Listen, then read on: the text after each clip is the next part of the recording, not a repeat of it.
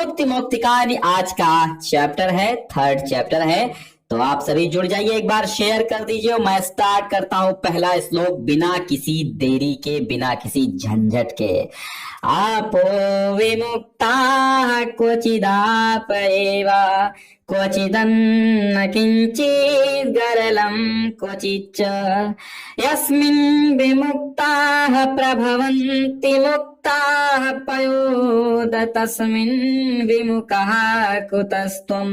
आपो विमुक्ताः अर्थात कहने के देखो, आपा मीन्स क्या होता है? आपा मीन्स होता है जल। तो आपा विमुक्ता यानी जल जो है वो विमुक्त हो करके, विमुक्त का मतलब होता है गिरा हुआ, निकल करके, यानी जो बादलों से निकल करके जल आता। तो आपो विमुक्ता, विमुक्ता माने गिरा हुआ जल, निकला हुआ जल।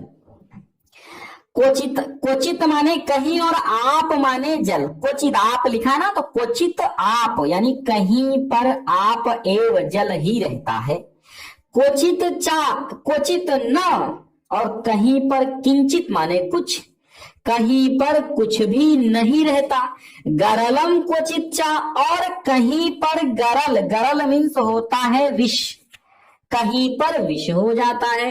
कहने का मतलब यह है, जब आकाश मंडल से धरती पर बूंदें गिरती हैं तो जल कहीं पर तो जल ही रहता है, कहीं पर जल कुछ भी नहीं रहता है, और कहीं पर जल जो है वो क्या, विष यानी कि जहर बन जाता है।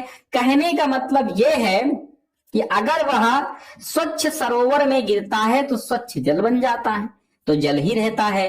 अगर वह मिट्टी में गिरता है तो सूख जाता है, कुछ भी नहीं रह जाता है। और अगर वही जल किसी विष में जाकर के गिर गया तो विष बन जाएगा। और वही जल अगर आप उसमें शक्कर डाल दो तो शरबत भी बन सकता है। तो जल है। तो आपो विमुक्ता, विमुक्ता मतलब होता है निकला हुआ, गिरा हुआ जल। क्वचित माने कहीं, आप माने जल, एव माने ही रहता है, क्वचित माने कहीं, ना माने नहीं, किंचित माने कुछ भी, और कहीं पर कुछ नहीं रहता है। गरलम क्वचित चा, क्वचित माने कहीं पर, चा माने और, गरलम माने विष, और कहीं पर वह विष बन जाता है। यस्मिन विमुक्ताः प्रभवन्ति मुक्ताः, यस्मिन जिस, विमुक्ताः माने गिरने पर, प्रभवन्ति मुक्ताः जिसके गिरने से मोती बन जाते हैं, यानी जिस सीपी में गिरने पर जो जल है वो मोती बन जाता है। कुछ जल ऐसा गिरता है कि जिसमें गिरने पर जल मोती बन जाते हैं। यस्मिन विमुक्ता जिसमें गिरने पर, प्रभवंती माने बन जाता है, मुक्ता माने मोती, पयोद माने जल। यानी कि अगर सीपी में जल गिर गया, सीप में जल गिर गया तो वो मोती बन जाता है। पयोद माने हे बादल, सॉरी पयोद माने हे बादल। तस्मिन विमुखः कुतः तुम, तस्मिन विमुखः, तस्मिन माने उससे, विमुखा माने विमुख, कुतः, कुतः तुम, तो तुम उससे विमुख क्यों है? कुतः माने क्यों, ठीक है। कुतः तुम, कुतः तुम, क्यों, क्यों तुम क्यों उससे विमुख हो? अर्थात कहीं पर गिरा हुआ जल जल ही रहता है, कहीं पर कुछ भी नहीं रहता, कहीं पर वही जल विष बन जाता है। और जिस सीपी में गिरने पर जल के मोती बन जाते हैं, हे बादल तू उससे विमुख क्यों है? अर्थात उस सीपी से विमुख क्यों है? ठीक है, समझ में आया। यानी इसमें बादल के माध्यम से धनी व्यक्ति को, सतपात्र को दान देने के लिए प्रेरित किया गया है। यहाँ पर ये कहा गया है कि हे धनी, बादल कौन है? बादल बहुत ज्यादा धनी है। हे धनी आप दान दो, किसे दो? सतपात्र को दो, यानी जो दान जाकर के कहीं मोती बन जाए उसी को दान दो। अगला श्लोक है जल निधौ जननम। जल निधौ जननम मतलब क्या होता है? जल निधौ जननम, अब यहां से शंख के बारे में कवि कह रहा है।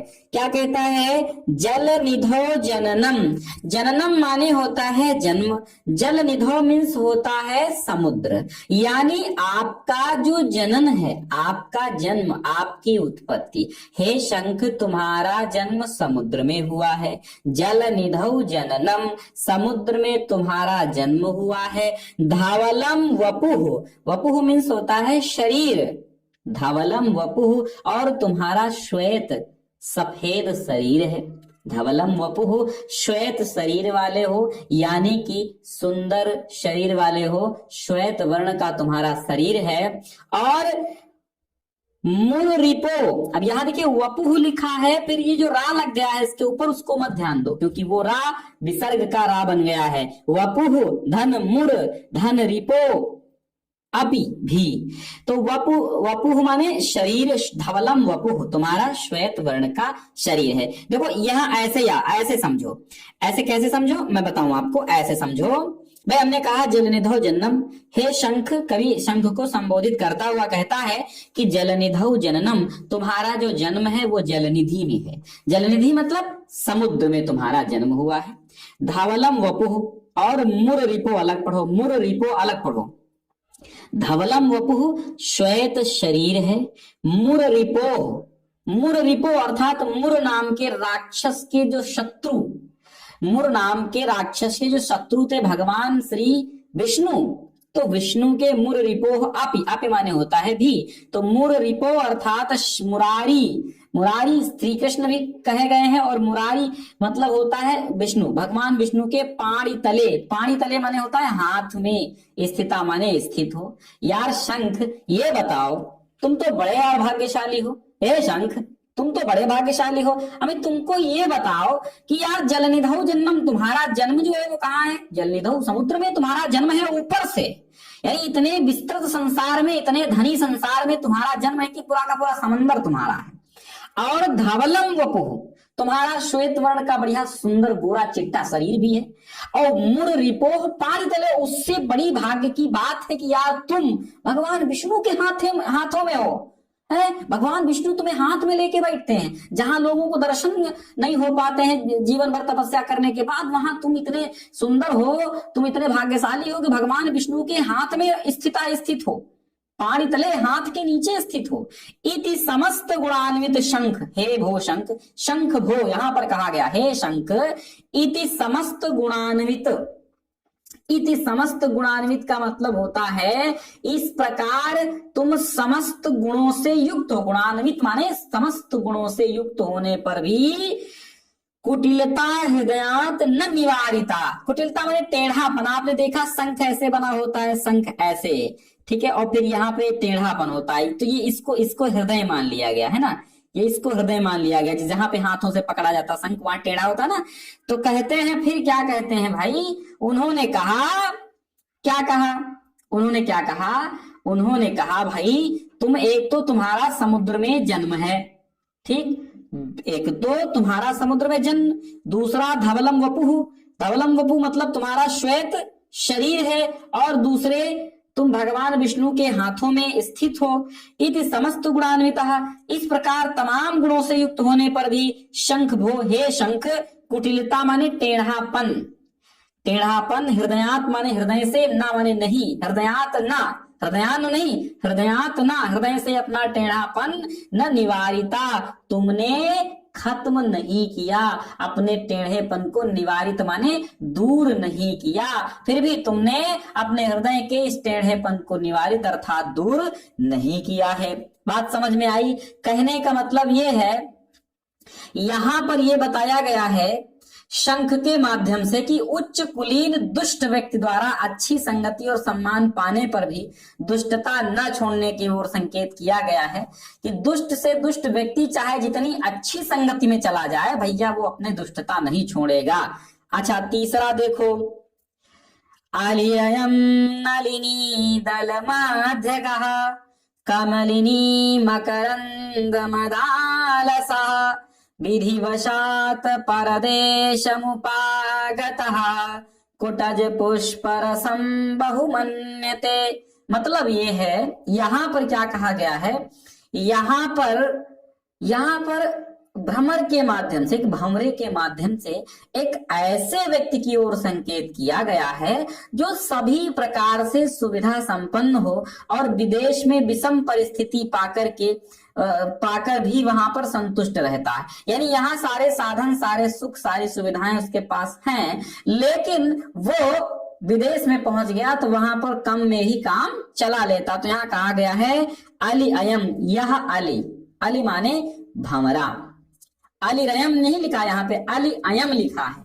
अयम मीन्स होता है यह, अली माने भंवरा, यह भंवरा, यह भंवरा नलिनी दल मध्यगः। नलिनी दल मध्यगः माने नलिनी यानी कमलिनी के दल में, मध्य में विचरण करने वाला। नलिनी दल मध्यगः, नलिनी दल मध्यगः का मतलब होता है कमलिनी के दलों के यानी पत्तों के मध्य में, कमलिनी के पुष्प पंखुड़ियों के मध्य में। मध्यगः माने मध्य में चलने वाला, विचरण करने वाला, जाने वाला, गमन करने वाला। कमलिनी मकरंद मदालसः, और कमलिनी के मकरंद के मद से अलसाया हुआ है। कमलिनी मकरंद मदालसः, कमलिनी के मकरंद से मकरंद के मद में अलसाया यह भंवरा। विधिवशात माने भाग्यवश, विधिवशात मीन्स भाग्यवश परदेशम उपागतः, दूसरे देश में पहुंचा हुआ। परदेशम उपागतः, दूसरे देश में पहुंचा हुआ।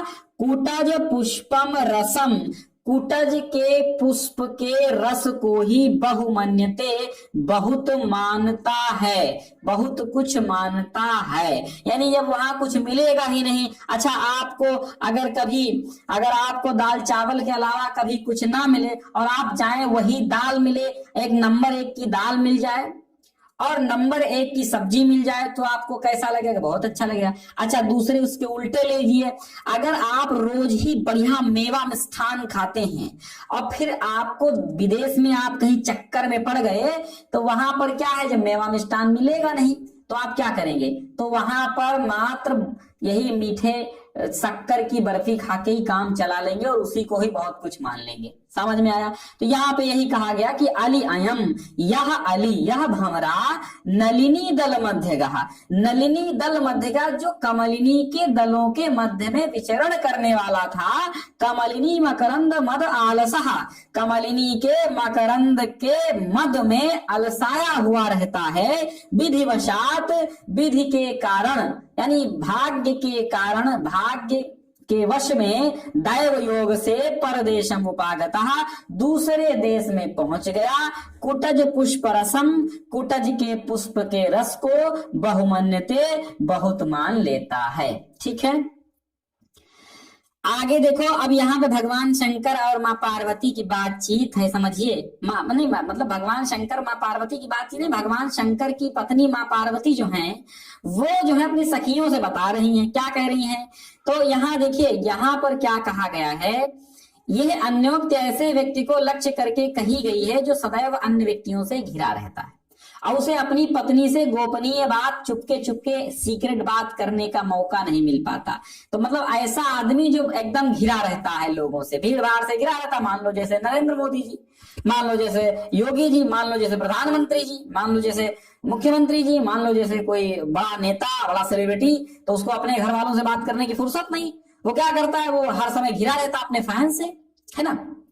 वही बात यहाँ देखिए, उरसी फणिपति ही, अब समझिए, उरसी फणिपति शिखी ललाटे शिरसि विधु सुरवाहिनी जटायाम प्रिय सखी कथयामि किम रहस्यम पुरमथनस्य रहो अपि संसदेवा। यानी कहने का मतलब यही है कि यहाँ पे क्या कहा गया? यहाँ कहा गया कि उरसी माने होता है हृदय पर, उरसी फणिपति ही, हृदय पर सर्पों का राजा। फणिपति माने होता है सर्पों का राजा, फणियों का राजा। तो फणिपति माने फणियों का राजा, सर्पों का राजा। उनके हृदय पर, भगवान शंकर के हृदय पर हमेशा कौन होता है? वो सांप लौटता रहता है, कभी इधर से, कभी गर्दन में इधर से, कभी उधर से लटकता रहता है। तो माँ पार्वती अपनी सखियों से कहती हैं, मतलब सखियां पूछती हैं, ए पार्वती, ए गौरा, बताओ जरा क्या सीक्रेट बात की है अपने हस्बैंड से, है बताओ। अच्छा, तो माँ पार्वती क्या कहती है? उरसी फणिपति, उनके हृदय पर फणिपति शेषनागदी, शिखी ललाटे, शिखी माने क्या होता है? अग्नि, ललाटे माने होता है मस्तक पर, और उनकी मस्तक पर तीसरी आंख में अग्नि। समझिए, तीसरी आंख में उनके अग्नि, शिखी ललाटे मस्तक पर अग्नि, शिरसि माने सिर पर, विधु माने चंद्रमा, और सिर पर विधु, सिर पर विधु, शिरसि विधु, सिर पर चंद्रमा। सुरवाहिनी जटायाम, और जटाओं में सुरवाहिनी अर्थात जटाओं में गंगा, जटाओं में गंगा, सिर पे चंद्रमा, अग्नि मस्तक पर, और उनके सीने पर सांप लौटता रहता है। हे प्रिय सखी, कथयामि किम, कथयामि किम, क्या कहूं मैं, कथयामि किम, मैं क्या कहूं, रहस्यम, रहस्य की बात मैं क्या कहूं। हे प्रिय सखी, मैं अपनी गोपनीय बात, रहस्य की बात, सीक्रेट बात कैसे कहूं। पुरमथनस्य, पुरमथनस्य माने क्या होता है, भगवान शंकर के पुर माने सामने, पुरमथनस्य यानी त्रिपुर दैत्य के विनाशक शंकर का, ठीक है। पुरमथनस्य, पुरमथनस्य माने शिव जी के सामने, रहो अपि संसदेव, रहो अपि संसदेव, रहो माने होता है एकांत, अपि माने भी, रहो अपि एकांत में भी, संसदेव, संसदेव रहो अपि, एकांत में भी संसद रहती है, एकांत में भी सभा रहती है। तो किम रहस्यम पुरमथनस्य, मैं शंकर के सामने क्या रहस्य कहूं, क्या चुपके गोपनीय बातें करूं, हैं अंदरूनी बातें मैं क्या करूं। जब शंकर के सामने अगर वो अकेले होते हैं फिर भी सभा होती है, सीने पे सांप लौट रहा है, माथे में आग है, माथे में अग्नि है, सिर पर वो गंगा बैठी है और वो चंद्रमा भी बैठी, तो हमें कितने लोग उसके साथ रहते, मैं कैसे बात करूं सीक्रेट की। तो ये बात है, यहाँ पे आप समझ जाइएगा, है ना। हाँ, तो बाकी मीनिंग जो नहीं समझ में आए वो आप कमेंट कर दीजिएगा, मैं कमेंट में लिख दूंगा, ठीक है। एकेन राज हंसेन या शोभा सरसो भवेत्, एकेन राजहंसेन या शोभा सरसो भवेत्, न सावक सहस्त्रेण परितः तीरावासिना, किसी के चेहरे से मधुरता नहीं होती है। समाएंगे तुमको, इसकी हमने एक पंक्तियां लिखी थी 4, हाँ, हम इनकी 4 पंक्तियां हिंदी में हमने इसको कविता में ढाल दिया था, है ना।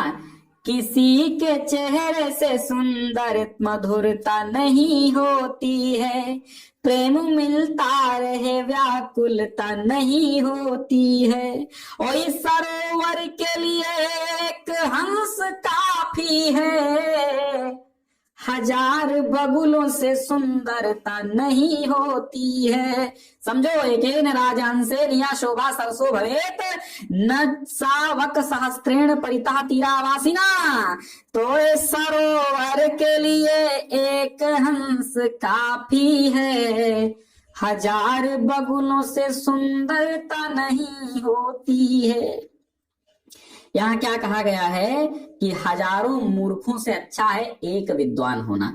तो एकेन माने एक, राजहंसेन माने राजहंस के द्वारा, या माने जो, शोभा मीन्स शोभा, सरसों मीन्स तालाब की, भवेत माने होती है, जो एक राजहंस से सरोवर की शोभा होती है, अर्थात एक अकेला राजहंस सरोवर की शोभा बढ़ा देता है। तो तालाब की जो शोभा एकमात्र राजहंस की उपस्थिति से होती है, न सा वह नहीं, न सा वह नहीं, ना मीन्स नहीं, सा माने वह, वक सहस्त्रेण, सहस्त्रेण माने हजारों, वक माने बगुले, हजारों बगुलों से वह शोभा, परितः माने चारों ओर, तीरह माने तट पर, वासिना माने निवास करने से, हजारों उस किनारे पर चारों ओर हजारों बगुलों के निवास ही अपने वातावरण को महका देता है। और जबकि अवगुणी अगर हजारों हो जाएं तो वो बहुत ही ज्यादा अवगुण हो जाएगा,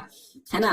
अहमस्मि नीलकंठः तव खलु तुष्यामि शब्दमात्रेण, नाहं जलधर भवत चातकः इव जीवनं याचे। मतलब कहने का मतलब ये है, समझिएगा, कि अहम अस्मि, मैं हूं, अहमस्मि माने मैं हूं, अहमस्मि मैं हूं, नीलकंठः तव, नीलकंठः तव, मैं नीलकंठ हूं। नीलकंठ अर्थात मयूर, अर्थात मोर, मैं मोर हूं। तव, तव माने तुम्हारा, खल माने निश्चय ही, तुष्यामि माने संतुष्ट हो जाता हूं, शब्द मात्रेणी, शब्द मात्र से, मैं मोर हूं, मैं तब माने तुम्हारे, खल माने निश्चय ही, तो श्याम माने तुष्ट हो जाता हूं, शब्द मात्र से, ना अहम ना मैं, जलधर माने हे बादल, भवत आपसे, चातक इव चातक की भांति, देखो इव माने होता है की भांति, जीवनम माने जीवन, याचे माने मांगता हूं, मैं आपसे, जीवन माने होता है जल, मैं आपसे जल नहीं मांगता हूं, किसकी भांति, मैं आपका प्रेमी चातक नहीं हूं जो आपसे जल मांगता रहता है।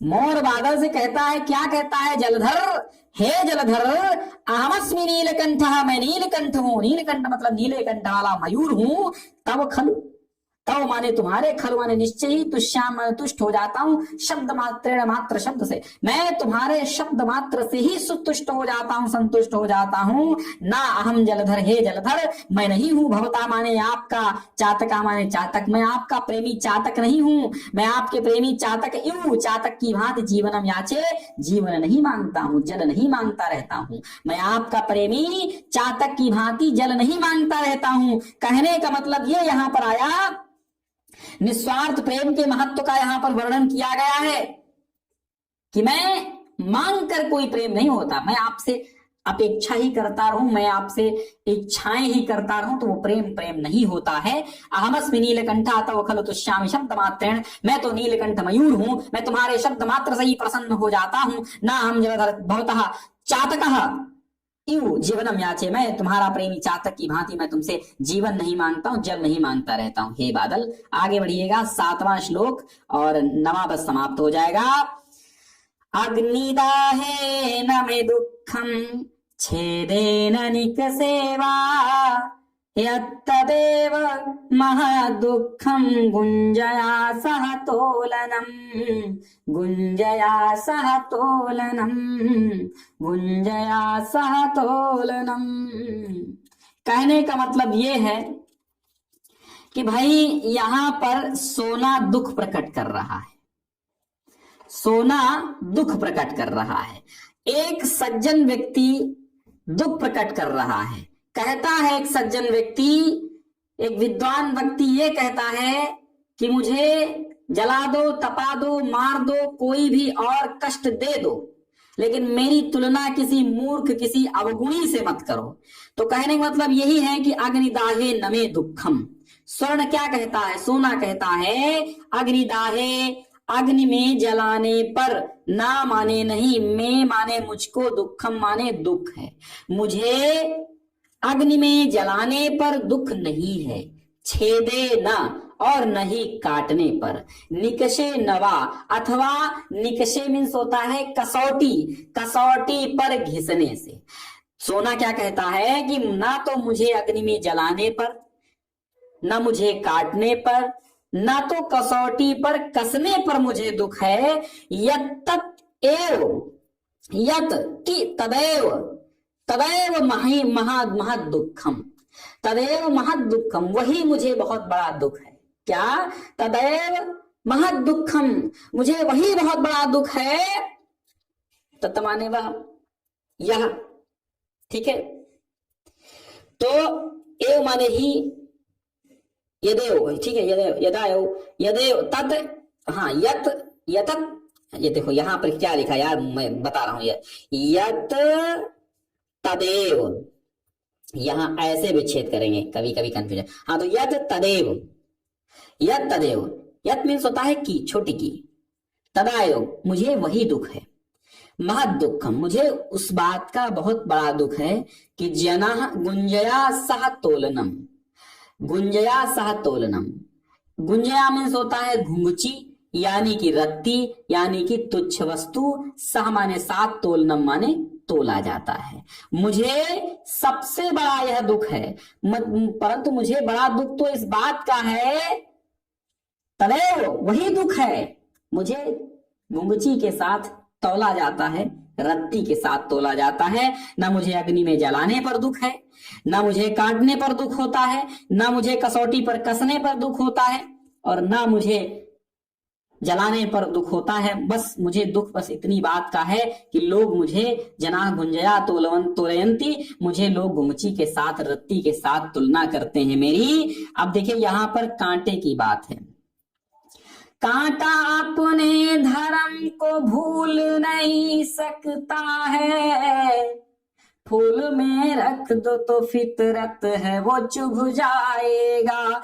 मतलब सुमुखो, अब यहाँ पर यही बात है, मैं कोई भी गीत आपको क्लास के अलग नहीं सुनाता हूं, ठीक है। आम के आम गुठलियों में धाम, मनोरंजन का मनोरंजन और ज्ञान का ज्ञान। सुमुखो अपि, सुंदर मुख होने पर भी, सुमुखा अपि, सुंदर मुख वाला होने पर भी, सुवृत्तो अपि, सुवृत्त, सुवृत्त समझते हो, सुंदर आकृति वाला, सुवृत्तो अपि, और सुंदर आकृति वाला, गोल मटोल गोल गोल होने पर भी, सन्मार्ग पतितो अपि, सन, सन माने होता है होते हुए, सन माने होते हुए, इस सन का मतलब क्या होता है, होते हुए, ठीक है। सन्मार्ग पतितो अपि सन, सन्मार्ग पतितो अपि, यानी कि सन्मार्ग में सज्जनों के मार्ग में भी होते हुए, सताम वही, सताम वही, सज्जनों के मार्ग में होते हुए भी, सन्मार्ग एक अच्छे मार्ग पर चलने वाले, एक अच्छे मार्ग पर सन्मार्ग पर गिरा हुआ होने पर भी, सन्मार्ग पतितो अपि सन, एक गिरे हुए मार्ग पर होते हुए भी, सताम वही, सताम माने सज्जनों को, सताम वही, पाद लग्नो अपि, सज्जनों के पैरों में लग जाने पर भी, व्यथयति एव कंटकः, व्यथित ही करता है, कंटक माने कांटा। भाई सुंदर मुख वाला होता है कांटा, नोक वाला ना, सुंदर गोल आकृति वाला होता है, साफ सुथरे मार्ग पर पड़ा हुआ अगर कांटा सज्जनों के पैर में भी गड़ा हुआ होने पर भी, वो उन्हें केवल दुख ही देता है। समझ में आया कि ऐसा नहीं है कि भाई आप साधु हैं, आप सज्जन हैं तो आपको कांटा नहीं चुभेगा, नहीं, वो आपके चुभेगा तो दुख ही देगा। कहने का मतलब यही है कि अगर अगर अगर दुष्ट व्यक्ति चाहे जितना भी सुंदर हो, चोर चोरी से चले जाएगा, हेरा फेरी से नहीं जाएगा, तो दुष्ट व्यक्ति चाहे जितना भी सुंदर हो, लेकिन अगर वो सत्संगति पाकर अगर वो सत्संगति भी पा जाता है तो वो कष्ट ही देगा, हाँ, वो और कुछ नहीं करेगा। वो दुष्टों का स्वभाव ही ऐसा है। इसलिए कांटे का स्वभाव ही ऐसा कि सुमुखो अपि, सुंदर मुख होने पर भी, सुवृत्तो अपि, गोल मटोल होने पर भी, सन्मार्ग साफ सुथरे मार्ग पर, पतितो अपि, गिरा होने पर भी, सन माने होते हुए भी, सताम वही, सज्जनों के पाद लग्नो अपि, पैर में लग जाने पर भी, व्यथयति एव, व्यथित ही करता है, कंटका माने कांटा, व्यथा ही पहुंचाता है, पीड़ा ही पहुंचाता है। आगे अंतिम देखिएगा, ऐत्यक्तासि कस्तूरी पामरैः पंकशंकया, अलम खेदेन भूपालाः किं न सन्ति महीतले। ठीक, ये समझिए, बहुत अच्छा है। यहां पर बात की गई है कि अज्ञानियों के द्वारा अपमानित होने पर एक गुणवान व्यक्ति को खेद नहीं मानना चाहिए, दुख नहीं मानना चाहिए, क्योंकि उसका आदर करने वाले गुणज्ञ भी संसार में है, राजा भी संसार में है, जो गुणों को पहचानने वाले हैं। यानी हीरे की पहचान जौहरी ही कर सकता है, बाकी लोग तो कांच के टुकड़े समझ करके फेंक देंगे इधर उधर। ठीक है, तो आई माने अरे, त्यक्तासि माने त्याग दिए गए हो, कस्तूरी माने है कस्तूरी। कस्तूरी मृग की नाभि में होती है, नाभि मतलब ठोड़ी जिसको बोलते हो। कस्तूरी एक मृग होता है, हिरण होता है, उसकी ठोड़ी में एक जो मैल जमता है उसी को कस्तूरी कहा जाता है। यानी उसकी ढोड़ी की जो गंदगी होती है वही महकती है, वही सेंट है, वही बहुत बड़ा परफ्यूम है, तो उसी को कस्तूरी कहा गया। और वो बहुत महंगी बिकती भी है और उसकी बड़ी कीमत है, इसलिए कस्तूरी मृगों के शिकार बहुत होता है और इसीलिए उस पर बैन लगाया गया है।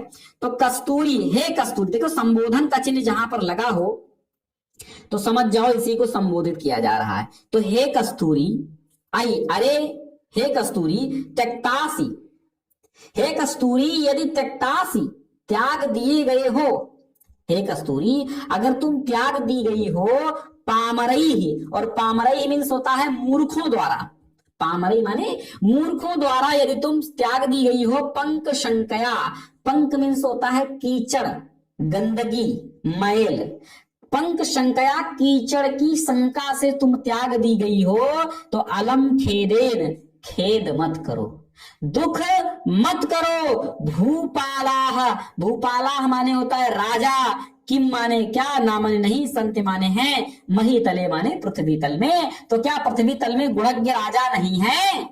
तुम दुख मत करो, तुम्हें मूर्खों ने कीचड़ समझ के फेंक दिया है, पंक शंकया कीचड़ की शंका से फेंक दिया है मूर्खों ने, तो इस बात का दुख मत करो। इस धरती पर क्या विद्वान मर गए हैं? नहीं, राजा अभी जिंदा है इस धरती पर, इसलिए हीरे की पहचान जौहरी को होती है। अगर आपको कोई नहीं पहचान रहा है तो जौहरी जरूर आपको पहचानेगा, ठीक है, और हीरे की इज्जत जौहरी के ही यहाँ होती है। तो इसलिए हे कस्तूरी, तुम मूर्खों के द्वारा त्याग दी गई हो कीचड़ समझ करके, तो इसकी तुम दुख मत करो, दुख मत करो। भूपाला किम न संति मही तले, क्या राजा इस संसार में नहीं है?